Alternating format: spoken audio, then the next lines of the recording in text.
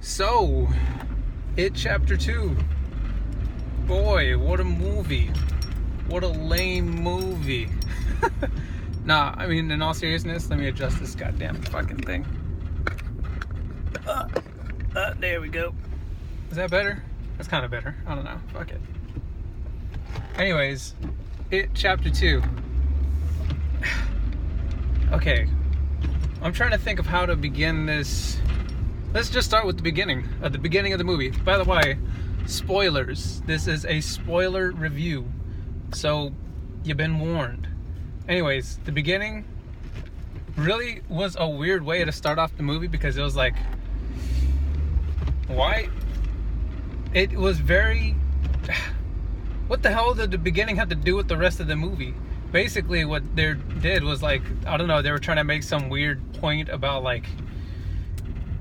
And keep in mind, the movie takes place during today, like in 2016 technically. The movie technically takes place during 2016. So they open up with this weird like homophobic scene where these two gay dudes get beat up and then one of them gets taken by it. And I'm just like, what the hell does that have to do with any of the other characters from the previous movie? Like, I get that sometimes there'll be a victim in a horror movie that has nothing to do with the previous cast. It's just showing the clown killing people.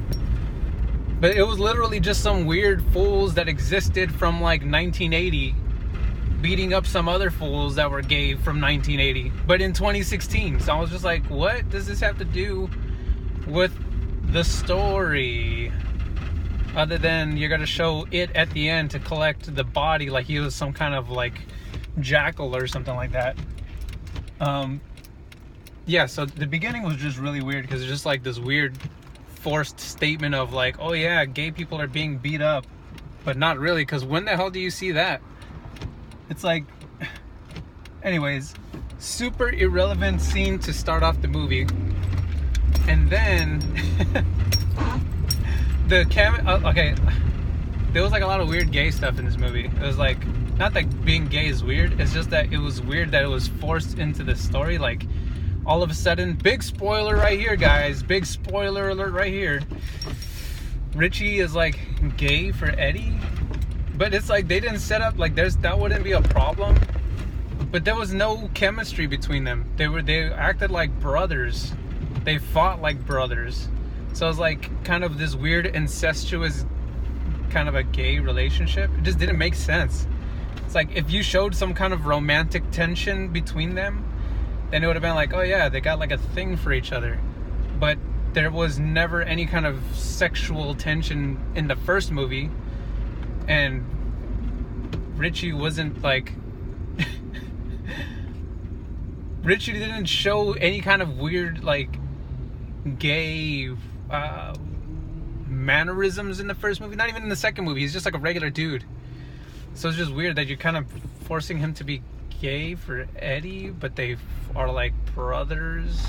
It just feels very forced. Like they're trying to be like, hey, we got to check mark, some stuff in this movie. Make sure there's gay people in it. Otherwise, it's, we don't get the woke points for having gay people. So just make Richie gay, even though he's not gay at all.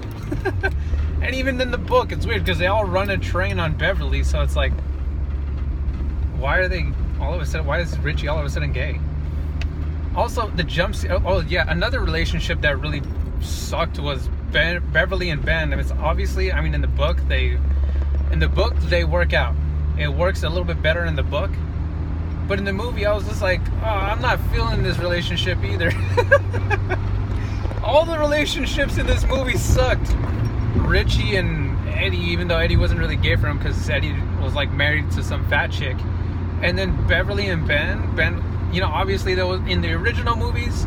I will say the original 90s movies, they built the tension, the sexual tension between Beverly and Ben. That was done a little bit better. But in this movie, I was like, I'm not buying this relationship between Ben and Beverly. Like, it's like, it's not believable. Ben is like, obviously you see it in Ben's face because Ben's always like, the dude is sprung on Beverly. Everyone, it's like, it's obvious. And then Beverly's kind of just like, she's like, like a hood rat, I guess, kinda. Not really. I mean, in the book she kind of is, but not. I guess like. I feel like I don't want to sound like I'm complaining about the entire movie because. Okay, here's the good parts about the movie. I've already started with bad. Here, I'm gonna jump around. Okay, so this review's just gonna be all over the place. I'm just gonna speak as things are hitting me in the head. The funny thing is, it was like Bill Hader as Richie. Bill Hader is funny because he's just funny. It sucks that they give him some weird, out of left field, like he was gay for Richie, even though it's like there was never any kind of.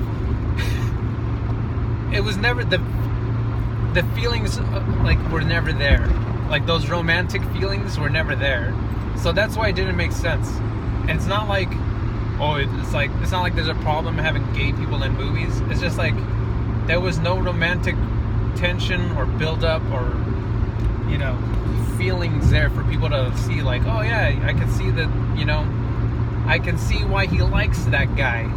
That wasn't there. It was just like, oh yeah, Richie's gay, I guess, because we got to make sure gay people like this movie, so make one of the characters gay, and then also open the movie with two gay people who have nothing to do with the movie, and then they're gonna get beat up because we're living in Trump times.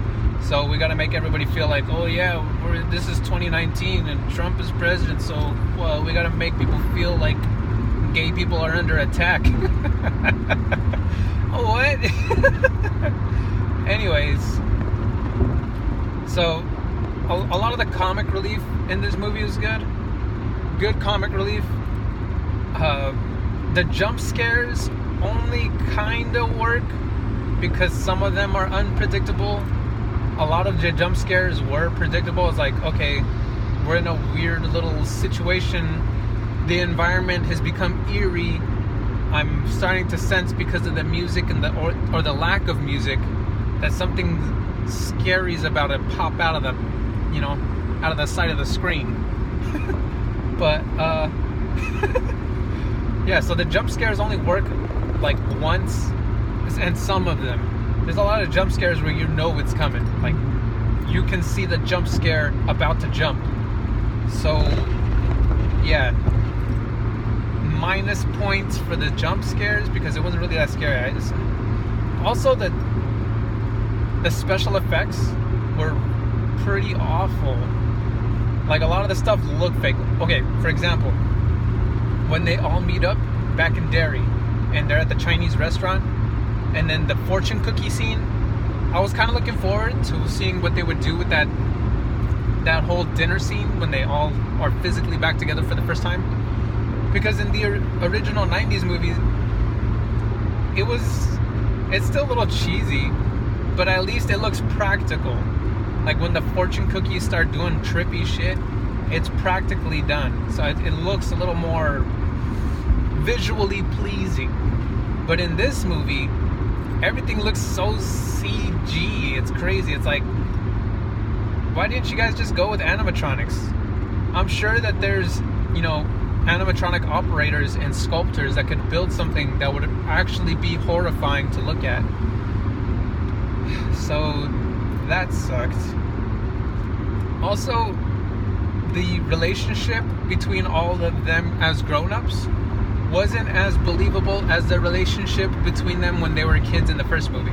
They do have the kids come back in this movie, so they do flashback scenes, and they kind of go through all the stuff of that you didn't see in the first movie. So they kind of have like these flashback scenes showing you things, from the era, the time, the 80s, 89 or whatever, in the first movie. So you catch up on some details you missed in the first movie because they didn't have time to squeeze it in.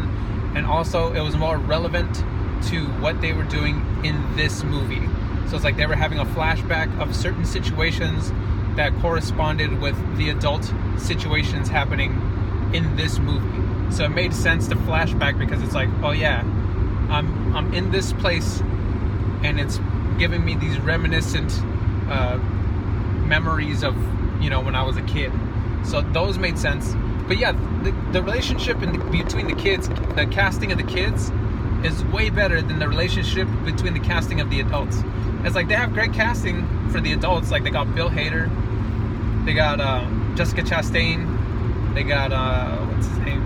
Professor X. Fucking James McAvoy. They got good cast. Oh, well, Ben. I feel like I'm hating on Ben, but the guy that was casted as Ben, as an adult Ben, sucked. That dude sucked, bro. Sucked. I don't know what else to say other than adult Ben blows. And yeah, I don't know, guys. I'm trying to think. I mean, Pennywise was obviously Bill Skarsgård as Pennywise. He delivered the performance. When he's like CG clown monster, he looks whack, but that has nothing to do with his performance, because his performance was good. It's just the CG horror, the horrified CG elements of this movie are pretty fucking terrible. That's just me. That's my opinion. Hold up, I just gotta switch lanes real quick, so give me a second, because this part of the freeway can be a little bit of a bitch. I'm on the 210 coming up on the 57 to the 71. Anyways, I don't know what the fuck I'm telling you guys that. That's irrelevant to the movie review. So yeah, Bill Skarsgård as Pennywise, perfect casting. He's great. Other than that, like the weird forced gay stuff is just... It's not like having gay people in movies sucks, okay? Like, here's an example. Rock'n'Rolla. Tom Hardy. If you haven't seen Rock'n'Rolla, I'm about to bust some spoilers for you for Rock'n'Rolla, but you should watch the movie regardless. In Rock'n'Rolla, Tom Hardy is gay. Everyone kind of knows it. And he's not like a typical looking gay guy. Doesn't have the typical mannerisms of like someone who's gay. But he's gay, and it's like, but it's not weird or forced. And his relationship dilemma in Rock'n'Rolla is, there's a little bit more backstory to it, so it makes sense when the reveal comes out for another character in Rock'n'Rolla. I'm not gonna spoil it because there's, I would rather you guys just, Tom Hardy's gay, and I'm not gonna spoil the rest. Anyways, there's some meat behind his interest. There's some meat behind why he's interested in whoever, the person he's interested in. Whereas in it's just like, oh yeah, in part 2 we're just gonna make Richie gay for no reason. It's like, what? Why didn't you establish that he was kind of gay in the first movie? If you established that he's kind of like has a thing for Eddie, then it would have been like, oh okay, Richie's kind of gay. But you didn't do that. It's just like they're like brothers in the first movie, and then he's gay for him in the second movie. it doesn't make sense. And yeah, and then Beverly and Ben, like that. Jessica Chastain's a great actress. I think the guy that they casted as Ben, I've never seen him before, so I don't know what else he's come out in. That guy didn't really both of them didn't really convince me. Like their chemistry wasn't there. Like, I don't know what it was like on set for them, if they got along or whatever. But usually, the actors should have some kind of chemistry. Not like actual chemistry, not like the actors should start dating each other just to make it believable in the movie. But maybe just if they hang out and like have some kind of chemistry, and oh my god, this guy in front of me is going so fucking slow. We're on the freeway. We're supposed to be going 65 miles an hour. This guy's going 40. Oh my god. Hold on. I'm about to hit this guy. Get everybody prepared, because we're about to go full speed into someone's rear end. We're gonna rear end somebody right now. No, I'm just kidding. Fuck that. But god damn. Hey, fool. You're going fucking slow. I'm about to cut this fool off. Oh my god. Fucking guy. Anyways, I was trying to get home. God, why are you doing 40 on the freeway, bro? Okay, you know what? I really don't know what else to say about it. I don't even know how the fuck I've been going on for 15 minutes. God damn, you guys are probably tired of hearing my voice. Anyways, It Chapter 2, 2019. But it takes place in 2016. Sucks. That movie sucked. God damn. I mean, it was just like there was moments to appreciate in the movie. But other than that, the way they structured the story was terrible.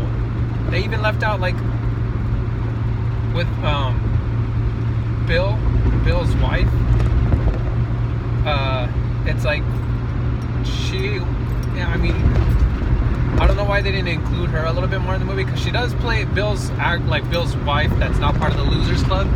She does kind of play a little bit of a part in, you know, in the story, but they kind of just show her for like a minute, and then they skip out. They skip out of there, and they're like, "All right, Bill's wife, fuck off." And oh yeah, Stephen King makes a cameo. That was kind of cool. Like, they're trying to Stan Lee Stephen King into the movie. I guess that was kind of nice, even though, you know, whatever. I guess, I don't know.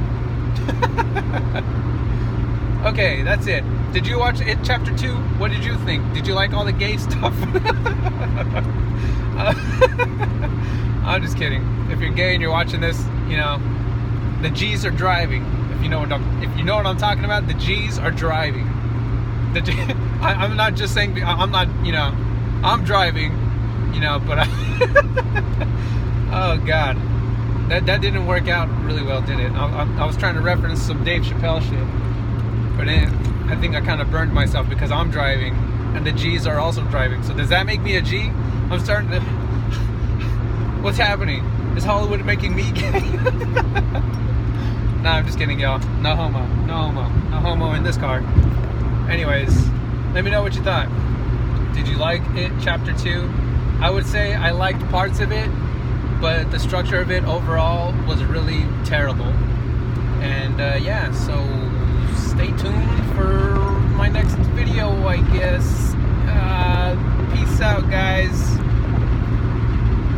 Follow me on Instagram or Twitter, KCNEKRO. Buenas noches.